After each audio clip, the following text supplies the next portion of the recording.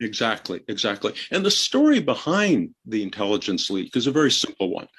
After COVID ended up spreading around the United States and producing a gigantic domestic disaster, obviously our intelligence services wanted to prove that they were not responsible for what happened, that they had provided the information to the top American leadership, which was just ignored. In other words, they wanted to get away from being blamed for the disaster.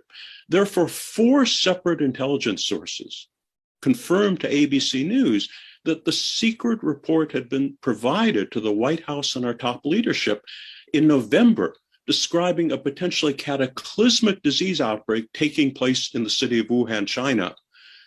The problem with it, the problem they ran into, is then when somebody checked the timeline, they realized in November, there was no cataclysmic disease outbreak in Wuhan.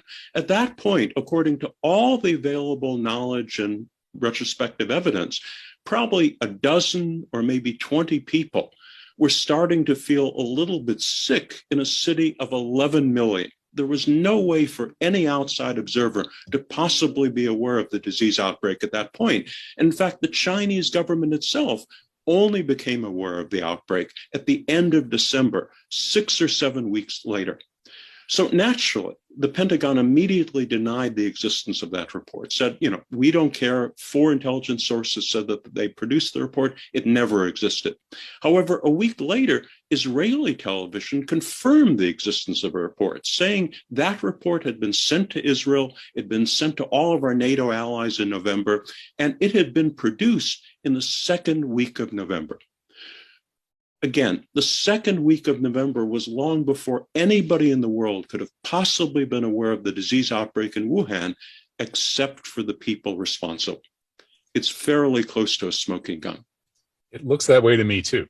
It's interesting. Was it Esper they asked about this? And he said, he said, I don't recall. Exactly. Yeah, exactly. I mean, at that point, again, it was an embarrassment that the report had been provided to these people and ignored until people realized that the dates proved that it was foreknowledge of the outbreak in Wuhan. So in other words, it's one thing to have an embarrassment of the fact that the government ignored a report like that. It's another thing when the report proves who was responsible for the disease outbreak. And I mean, America, over the decades, America has spent $100 billion developing its biowarfare technology. The Trump administration brought in Robert Cadillac, America's leading biowarfare expert, in 2017. And in 2018, there was suddenly a mysterious viral epidemic that devastated China's poultry industry. In 2019, China's pig herds were annihilated. And then in late 2019, suddenly the COVID epidemic brought up, which really raises all sorts of incredibly dark suspicions of what really happened. Nate, do you think Trump's telling the truth that he wasn't in the loop? I definitely, I don't doubt that the report might have been sent to Trump's desk, but I get the sense that Trump doesn't actually read a lot. And you have all these stories of, for example, Trump's senior officials hiding his own executive orders. Mm-hmm. And he forgets about them.